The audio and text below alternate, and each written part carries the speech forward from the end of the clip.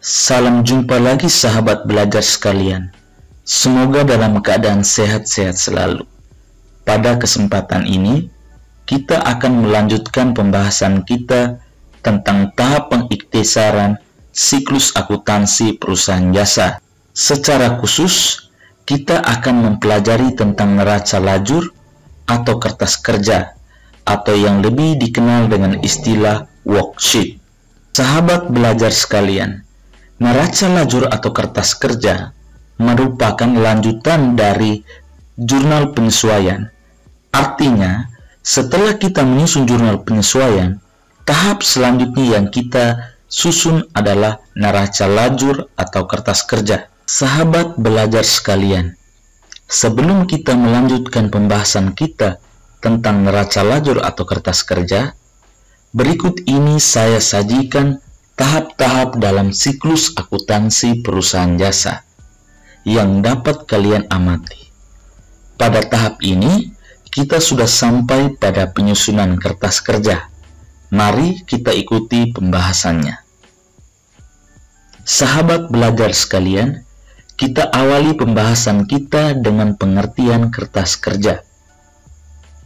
Kertas kerja atau neraca lajur atau worksheet merupakan suatu daftar berlajur atau berkolom yang dirancang sedemikian rupa untuk mempermudah dan memperlancar penyusunan laporan keuangan yang benar. Neraca lajur bersifat opsional, artinya perusahaan bisa membuat atau tidak membuat neraca lajur. Dalam akuntansi manual, neraca lajur biasanya diperlukan, sedangkan di akuntansi berbasis komputer, maka neraca lajur tidak perlu dibuat. Berikutnya sahabat belajar sekalian, kita akan mempelajari bentuk-bentuk kertas kerja. Kertas kerja terdiri atas 4 bentuk, mulai dari bentuk 6 kolom, bentuk 8 kolom, bentuk 10 kolom, dan bentuk 12 kolom. Namun, pada pembahasan ini, kita akan mempelajari neraca lajur atau kertas kerja bentuk 10 kolom. Sahabat belajar sekalian, ini adalah kertas kerja atau neraca lajur 10 kolom yang akan kita pelajari. Seperti yang telah kalian pelajari pada pengertian kertas kerja, pada dasarnya, kertas kerja berfungsi untuk memudahkan penyusunan laporan keuangan. Artinya, hanya dengan kertas kerja 10 kolom ini, perusahaan dapat mengetahui apakah perusahaan tersebut memperoleh laba atau rugi, dan juga perusahaan dapat mengetahui berapa besar kekayaan yang dimiliki, modal maupun utang. Nah, pada kesempatan ini, saya akan menjelaskan hal teknis tentang akun-akun mana saja yang diisi pada kolom-kolom dalam kertas kerja atau neraca lajur. Sahabat belajar sekalian, selanjutnya saya akan menjelaskan ketentuan-ketentuan dalam pencatatan ke dalam neraca lajur atau kertas kerja, di mana tiap akun akan dicatat sesuai dengan posisinya pada kolom-kolom dalam kertas kerja. Mari kita amati satu persatu. Yang pertama, kolom nomor akun. Sesuai dengan namanya, nomor akun diisi dengan nomor dari akun yang akan kita catat. Kolom yang kedua, yakni nama akun, diisi dengan nama akun, misalnya kas, perlengkapan, piutang, dan seterusnya. Kolom yang ketiga, yakni neraca saldo. Perhatikan, neraca saldo diisi berdasarkan data pada neraca saldo atau saldo pada akun buku besar.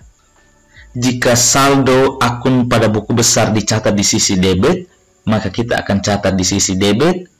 Jika saldo pada akun buku besar di sisi kredit, maka kita juga akan mencatat di sisi kredit. Dari jurnal penyesuaian yang telah kita susun, maka selanjutnya kita akan masukkan lagi ke dalam kolom ayat jurnal penyesuaian pada kertas kerja sesuai dengan nama akunnya. Kolom berikutnya, kolom neraca saldo setelah disesuaikan. Kolom neraca saldo setelah disesuaikan wajib diisi, di mana diisi dengan cara menambah atau mengurangi nilai dalam kolom neraca saldo dengan jurnal penyesuaian. Jika tidak ada penyesuaian, maka diisi berdasarkan data dalam neraca saldo. Kolom berikutnya, kolom laba rugi. Kolom laba rugi hanya untuk mengisi nilai akun nominal, yaitu pendapatan di sisi kredit dan beban di sisi debit. Kolom laba rugi menerapkan rumus laba atau rugi sama dengan pendapatan kurang beban. Artinya, kolom laba rugi fungsinya untuk melihat apakah perusahaan memperoleh laba atau rugi. Oleh karena itu, kolom laba rugi hanya diisi dengan akun pendapatan dan beban. Kolom yang terakhir yakni kolom neraca. Kolom neraca hanya untuk mengisi akun real, yakni aktiva di sisi debit, kewajiban di sisi kredit, dan modal di sisi kredit. Termasuk di dalamnya akun akumulasi penyusutan di sisi kredit dan prive di sisi debit. Kolom neraca pada dasarnya untuk mengetahui besarnya kekayaan perusahaan atau aktiva, besarnya kewajiban atau utang perusahaan, dan besarnya modal. Kolom neraca pada dasarnya berfungsi untuk mengetahui besarnya harta atau aktiva perusahaan, besarnya kewajiban atau utang perusahaan, dan besarnya modal perusahaan.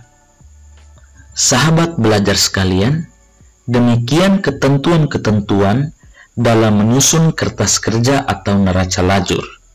Mungkin ada di antara sahabat belajar sekalian yang belum memahami. Namun perlu diingat bahwa konsep ini merupakan dasar bagi kita. Agar semakin mengerti, maka saya berikutnya akan menjelaskan proses penyusunan kertas kerja. Sahabat belajar, selanjutnya kita akan mempraktikkan bagaimana kita menyusun kertas kerja atau neraca lajur. Di sini kita gunakan contoh pada perusahaan Sablon Jaya per 31 Desember 2019.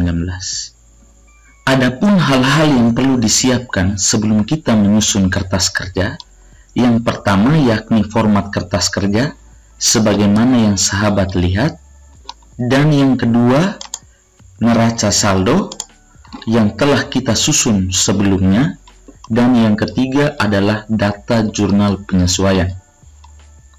Data neraca saldo dan jurnal penyesuaian ini akan kita masukkan ke dalam kolom neraca saldo untuk neraca saldo dan kolom penyesuaian untuk jurnal penyesuaian.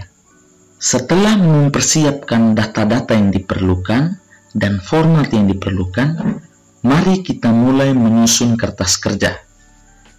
Pada langkah yang pertama, kita akan memindahkan data neraca saldo yang telah kita susun sebelumnya ke dalam kolom neraca saldo pada kertas kerja. Untuk memudahkan kita, saya sengaja meletakkan neraca saldo di sini sehingga kalian bisa mengikuti proses penyusunan neraca saldo. Perhatikan, untuk kolom neraca saldo pada kertas kerja, kita hanya perlu memindahkan data neraca saldo yang telah kita susun sebelumnya ke dalam kolom yang telah disediakan. Mari kita mulai. Kita mulai untuk akun yang pertama, kas. Nomor akunnya 101. Nama akunnya kas. Kita masukkan kas. Kas dia berada di posisi debit sebesar 135.500.000. Lalu kita juga masukkan angkanya.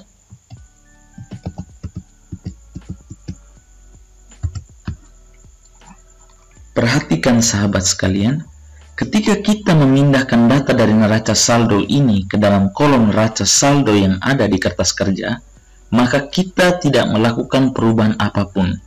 Kita memindahkan sesuai nama, posisi, dan jumlahnya. Misalnya perhatikan kas, dia berada di sisi debit, di sini juga kita isi di sisi debit. Jangan lupa kita memberikan tanda strap. Yang kedua, piutang usaha. Kita masukkan nomor akunnya 102, kita tulis nama akunnya piutang usaha,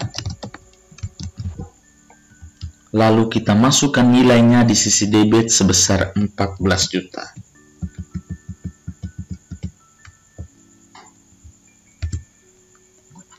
Sudah bisa dipahami? Saya tambah satu contoh lagi. Berikutnya, yang ketiga, perlengkapan kantor. Nomor akunnya 103, kita masukkan di sini 103, kita catat nama akunnya perlengkapan kantor, lalu kita masukkan nilainya sesuai dengan posisinya di sisi debit 1.200.000. Jangan lupa memberi tanda strike. Bagaimana, sudah bisa dipahami? Semua akun ini akan kita masukkan ke dalam kolom neraca saldo sesuai dengan fungsinya. Atau sederhananya, kita hanya memindahkan data neraca saldo ke dalam kolom neraca saldo. Sahabat belajar sekalian, perhatikan bahwa kita telah memindahkan data neraca saldo ini ke dalam kolom neraca saldo pada kertas kerja. 3 poin tadi telah saya berikan contoh, berikutnya saya percepat, dan saat ini saya coba review lagi. Kita perhatikan 104 sewa dibayar di muka, di sisi debit 3 juta. Maka di sini juga sama. Artinya kita hanya memindahkan data dari neraca saldo ini ke kolom neraca saldo yang ada di kertas kerja. Dan perhatikan total akhirnya tetap sama, 190.200.000 di sisi debit dan 190.200.000 di sisi kredit. Sahabat belajar sekalian, demikian tadi bagaimana kita menyusun neraca saldo. Sahabat belajar sekalian, demikian proses penyusunan kertas kerja untuk kolom neraca saldo. Secara sederhana, penyusunan kertas kerja untuk kolom neraca saldo, kita hanya memindahkan data neraca saldo yang telah kita susun sebelumnya ke dalam kolom neraca saldo yang ada di kertas kerja. Ingat, kita hanya memindahkan sesuai dengan posisinya. Kas di debit ya tetap di debit, piutang di debit tetap di debit, dan juga akun-akun lainnya. Selanjutnya, kita akan menyusun jurnal penyesuaian. Sama seperti konsep pada neraca saldo, untuk menyusun kolom penyesuaian, kita hanya memindahkan data yang telah kita susun pada jurnal penyesuaian ke dalam kolom penyesuaian yang ada pada kertas kerja. Untuk memudahkan kita, saya akan menampilkan jurnal penyesuaiannya. Sahabat belajar sekalian, data-data yang ada pada jurnal penyesuaian inilah yang akan kita pindahkan ke dalam kolom penyesuaian pada kertas kerja. Namun prosesnya sedikit berbeda dengan neraca saldo tadi. Mari kita ikuti satu persatu. A. Beban perlengkapan kantor di sisi debit 400.000. Sekarang kita lihat pada nama akun apakah ada beban perlengkapan kantor. Ternyata tidak ada. Jika tidak ada, maka dia akan kita letakkan di bawah jumlah. Kita tulis nama akunnya, beban perlengkapan kantor. Nilainya di sisi debit sebesar 400.000. Kita isi di kolom penyesuaian di sisi debit 400.000. Ingat kenapa kita tidak isi di sini? Karena ini kolom neraca saldo. Sekarang kita mengisi kolom penyesuaian. Yang kedua, perlengkapan kantor di sisi kredit 400.000. Kita lihat lagi data yang ada.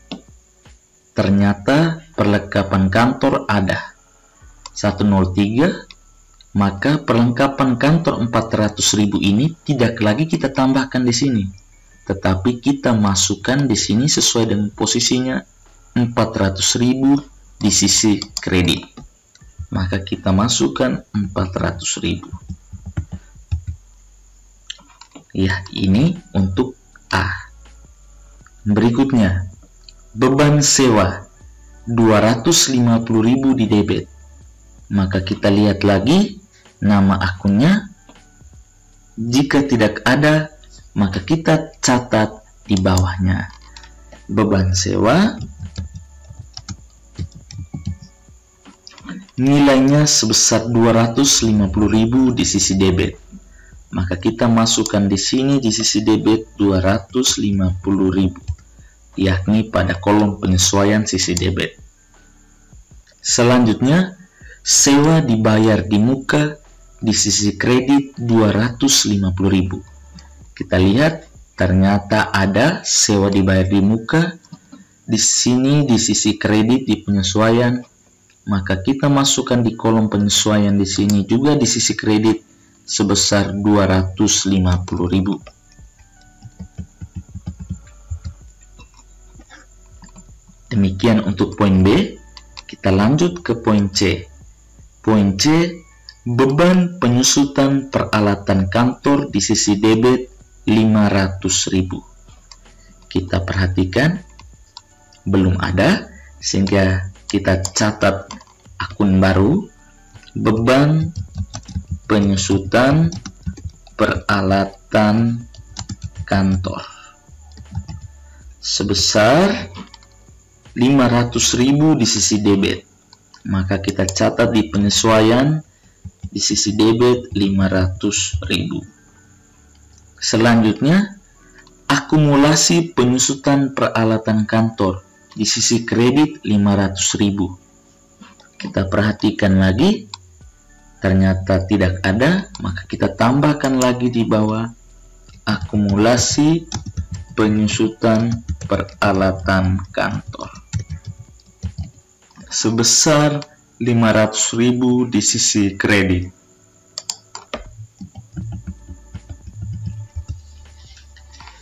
Selesai untuk poin C. Poin D, beban gaji di sisi debit 1 juta. Kita perhatikan ada beban gaji, maka di sini di kolom penyesuaian kita isi juga di sisi debit sebesar 1 juta. 1 juta. Kemudian yang berikutnya utang gaji. Kita perhatikan tidak ada, maka kita lihat utang gaji di sisi kredit 1 juta, maka kita catat di sini utang gaji di sisi kredit sebesar 1 juta. Baik, sudah selesai untuk poin D. Dan yang terakhir piutang usaha. Piutang usaha dia berada di sisi debit 1 juta. Kita perhatikan ternyata piutang usaha sudah ada, maka di sini dia di sisi debit 1 juta. Di sini juga kita masukkan dia di sisi debit sebesar 1 juta.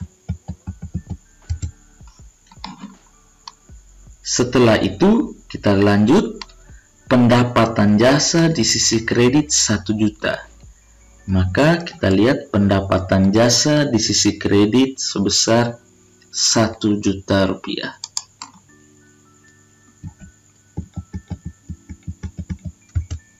Sudah selesai. Demikian kita memindahkan data yang telah kita susun dalam jurnal penyesuaian ke dalam kolom penyesuaian di kertas kerja. Untuk memastikan apakah hasil kerja kita ini sudah benar, maka kita akan menjumlahkan kolom debit harus sama dengan ini, 3.150.000, dan kolom kredit juga harus sama dengan jurnal penyesuaian, yakni 3.150.000.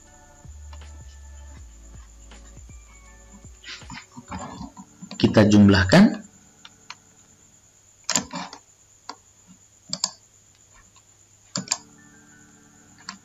Kita uji lagi di sisi kredit.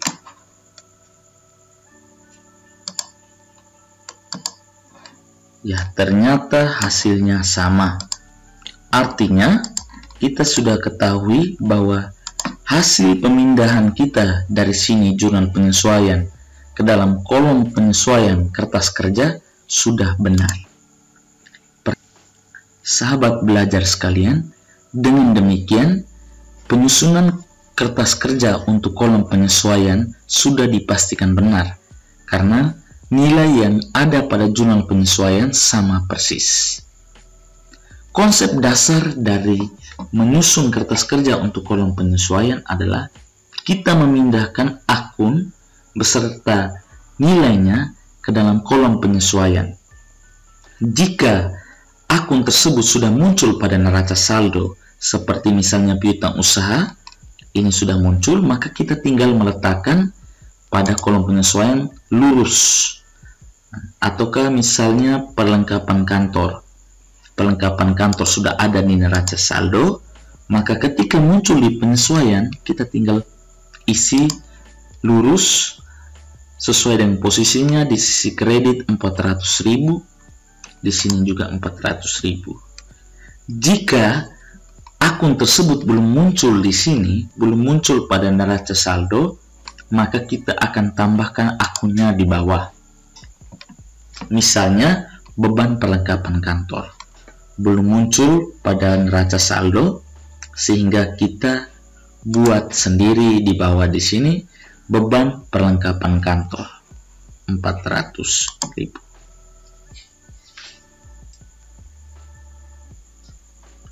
Selanjutnya, kita akan menyusun kertas kerja untuk kolom neraca saldo setelah penyesuaian, kolom laba rugi, dan kolom neraca. Sahabat belajar, untuk kelanjutan proses penyusunan kertas kerja mulai dari neraca saldo setelah penyesuaian, laba rugi, dan neraca, maka kita akan melakukan penyusunan secara horizontal. Artinya, kita langsung menyelesaikan tiap akun, lalu mengisinya pada kolom laba rugi atau kolom neraca. Untuk memudahkan kita dalam melakukan tugas penyusunan kertas kerja ini, maka saya sengaja beri tanda warna biru. Artinya, warna biru ini adalah akun nominal atau akun pendapatan dan beban yang hanya akan diisi di kolom laba rugi. Selanjutnya, yang saya beri warna kuning artinya akun neraca yang hanya akan dimasukkan ke dalam kolom neraca. Mari kita mulai. Yang pertama, kas. Kas di neraca saldo berada di sisi debit 135.500.000. Di penyesuaiannya tidak ada. Neraca saldo setelah penyesuaian wajib diisi. Kita isi sesuai dengan neraca saldo juga di debit sebesar 135.500.000 karena tidak ada penyesuaian.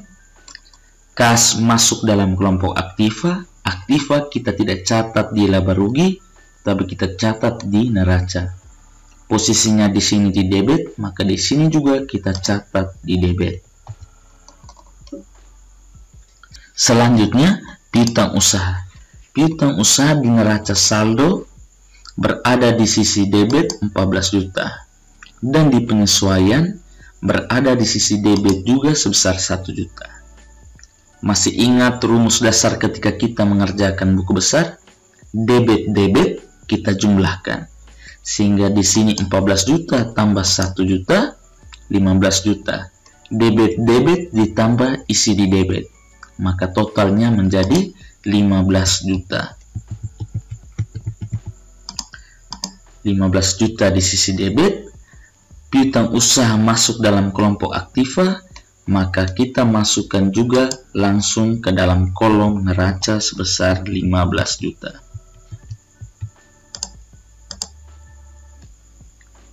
Berikutnya, perlengkapan kantor. Perlengkapan kantor di data neraca saldo 1.200.000 di sisi debit dan di penyesuaian sebesar 400.000 di sisi kredit. Masih ingat, debit kredit kita kurangi isi di debit. Maka debit 1.200.000 dikurangi penyesuaian di kredit 400.000, maka nilainya menjadi 800.000. Kelengkapan masuk dalam kelompok harta atau aktiva, maka kita langsung lanjut ke kolom neraca sebesar 800.000 di sisi debit. Akun berikutnya, sewa dibayar di muka.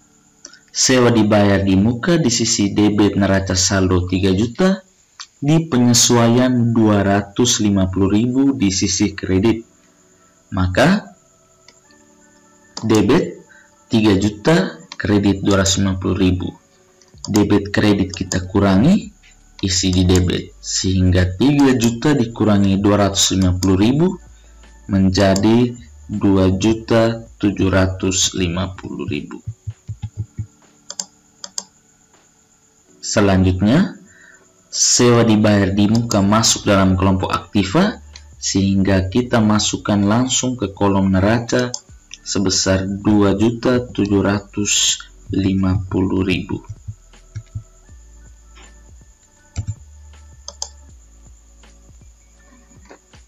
Peralatan kantor. Peralatan kantor di neraca saldo di debit 20 juta, penyesuaiannya tidak ada, maka kita langsung pindahkan di neraca saldo peralatan kantor berada di sisi debit 20 juta, maka di neraca saldo setelah penyesuaian juga di debit sebesar 20 juta. Peralatan masuk dalam kelompok aktiva. Aktiva kita masukkan ke kolom neraca sisi debit juga sebesar 20 juta.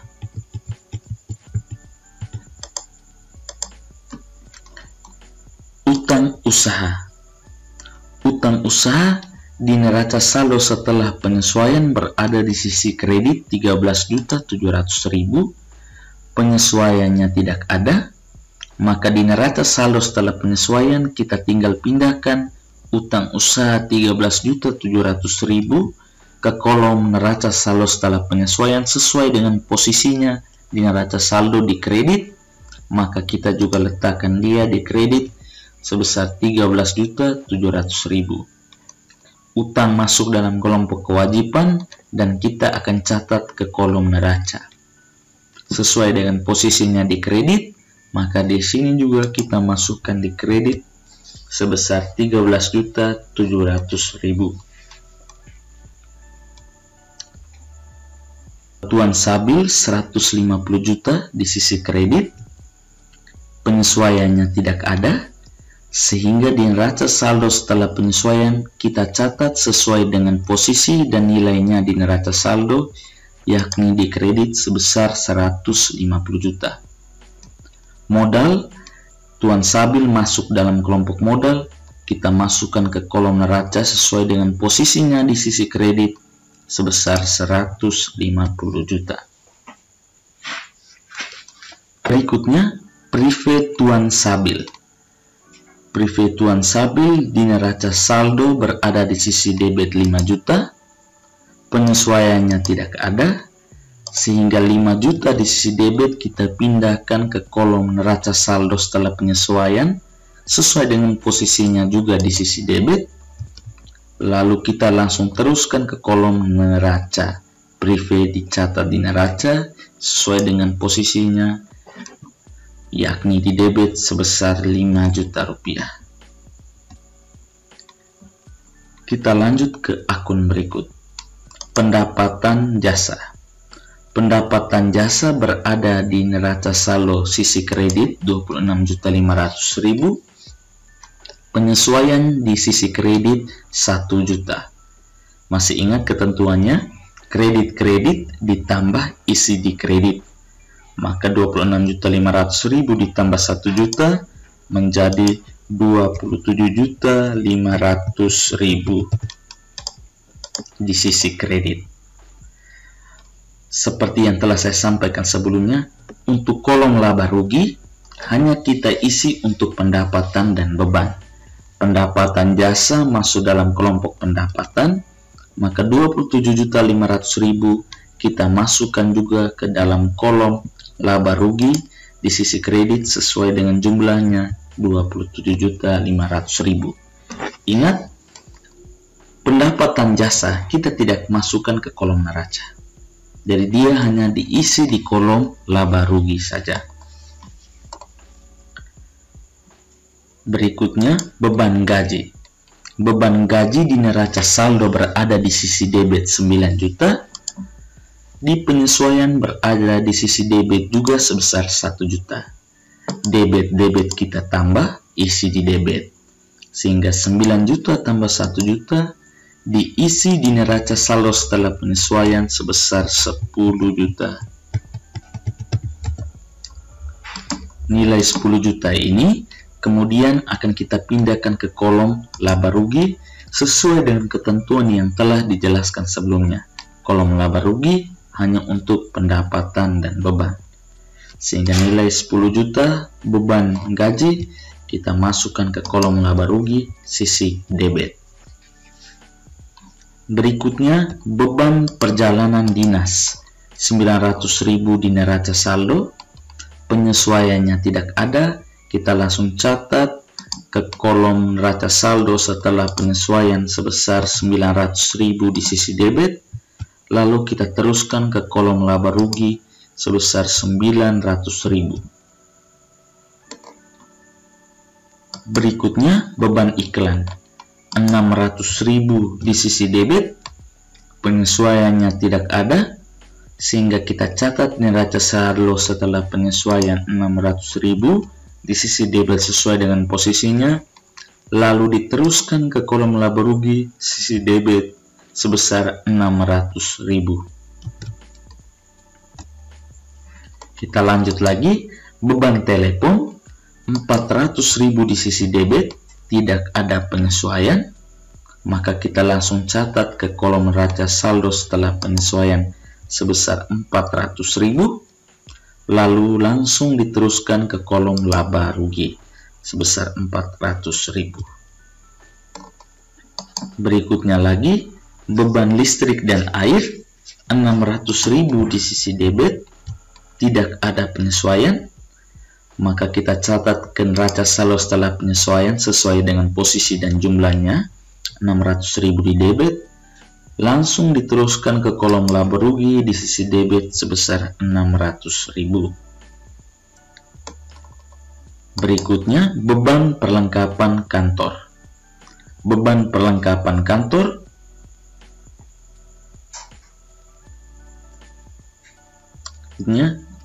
beban perlengkapan kantor. Beban perlengkapan kantor hanya ada di penyesuaian di sisi debit sebesar 400.000, maka langsung kita teruskan ke kolom neraca saldo di tempat yang sama di sisi debit 400.000. Beban kita catat ke kolom laba rugi sehingga kita masukkan 400.000 di kolom laba rugi sisi debit. Beban sewa 250.000 berada di sisi debit di jurnal penyesuaian, maka di neraca saldo setelah penyesuaian kita masukkan 250.000, lalu kita teruskan ke kolom laba rugi sisi debit karena beban sewa sebesar 250.000. Berikutnya, beban penyusutan peralatan kantor 500.000 di sisi debit, lalu diteruskan ke neraca saldo setelah penyesuaian 500.000 juga di sisi debit, dan diteruskan ke kolom laba rugi sisi debit sebesar 500.000. Akumulasi penyusutan peralatan kantor dan utang gaji ini kita catat di kolom neraca. Akumulasi penyusutan peralatan kantor di penyesuaian berada di sisi kredit 500.000, maka di neraca saldo setelah penyesuaian juga kita catat di sisi kredit sebesar 500.000. Akumulasi penyusutan peralatan kantor tidak boleh kita catat di laba rugi. Dia masuk dalam kelompok neraca, sehingga kita masukkan juga di neraca di sisi kredit sebesar 500.000. Dan yang terakhir, utang gaji di penyesuaian sebesar 1 juta. Lalu kita masukkan ke neraca saldo setelah penyesuaian di posisi yang sama, 1 juta di sisi kredit. Sama seperti sebelumnya, utang masuk dalam kelompok neraca, maka nilai 1 juta utang gaji kita masukkan ke kolom neraca sisi kredit. Dan sahabat belajar sekalian, pengisian kita untuk kolom neraca saldo setelah penyesuaian, kolom laba rugi, dan kolom neraca. Selanjutnya kita akan menghitung jumlah sisi debit dan kredit untuk kolom neraca saldo setelah penyesuaian. Saya menggunakan Excel sehingga saya langsung jumlahkan. Anda juga dapat langsung mempraktekkannya di Excel atau menghitung menggunakan kalkulator. Kita lihat jumlahnya sebesar 192.700.000 di sisi debit. Lalu kita hitung di sisi kredit, nilainya kita jumlahkan, maka nilainya yang sama sebesar 192.700.000. Sahabat belajar sekalian, seperti yang telah saya jelaskan sebelumnya, hanya dengan kertas kerja ini, perusahaan dapat mengetahui laba atau rugi melalui data yang ada pada kolom laba rugi, di mana data sisi kredit merupakan pendapatan dan data di sisi debit merupakan beban. Sehingga kita total dulu berapa beban yang ada pada perusahaan Sablon Jaya yang dapat kita lihat pada data kolom laba rugi sisi debit. Kita jumlahkan kolom debitnya, nilainya sebesar 13.650.000. Selanjutnya kolom kreditnya nilainya cuma 1, sehingga tinggal kita tulis di sini 27.500.000.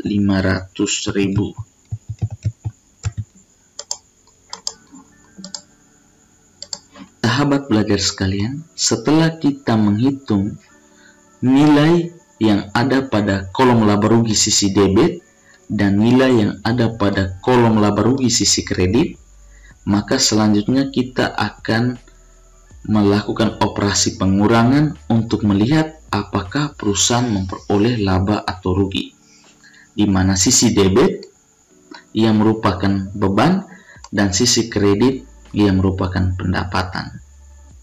Masih ingat penjelasan saya? Laba rugi didapat dari pendapatan dikurangi dengan beban. Pendapatan di sisi kredit, beban di sisi debit. Sehingga pendapatan 27.500.000 dikurangi dengan 13.650.000. Maka kita lakukan proses pengurangan.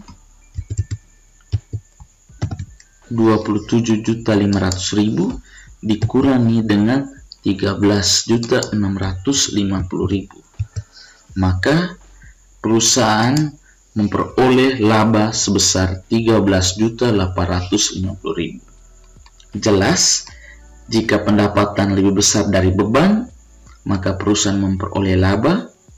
Jika pendapatan lebih kecil dari beban, maka perusahaan memperoleh rugi. Sehingga kita dapat menuliskan nilai laba di sini. Selanjutnya, untuk kolom neraca kita jumlahkan. Untuk sisi debit nilainya 179.050.000. Sisi kredit, untuk sisi kredit nilainya 165.200.000. Perhatikan bahwa jumlahnya tidak seimbang. Namun Anda perlu ingat satu konsep, bahwa dalam akuntansi, laba menyebabkan modal bertambah. Modal bertambah kita catat di sisi kredit. Kita tahu bahwa perusahaan ini memperoleh laba sebesar 13.850.000, maka 13.850.000 ini akan menambah modal di sisi kredit. Sehingga nilainya kita masukkan di kolom neraca sisi kredit sebesar 13.850.000. Lalu kita jumlahkan, hasilnya menjadi 179.050.000, sama dengan sisi debit sebesar 179.050.000. Demikian sahabat belajar sekalian, kita telah menyelesaikan penyusunan kertas kerja. Apakah Anda sudah bisa memahami? Jika masih mengalami kesulitan, maka dapat bertanya melalui kolom komentar. Ingat, tetap semangat belajar meskipun di rumah. Salam sehat selalu.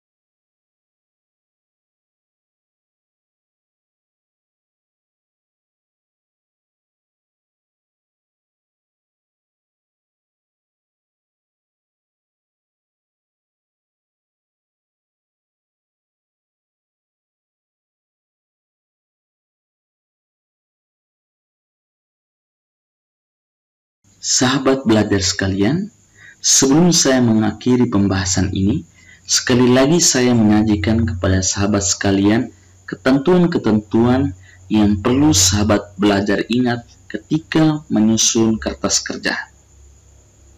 Ingat, tetap semangat belajar, meskipun ada di rumah. Jika ada kesulitan, sekali lagi saya berikan kesempatan untuk bertanya melalui kolom komentar. Semoga bermanfaat. Salam sehat selalu.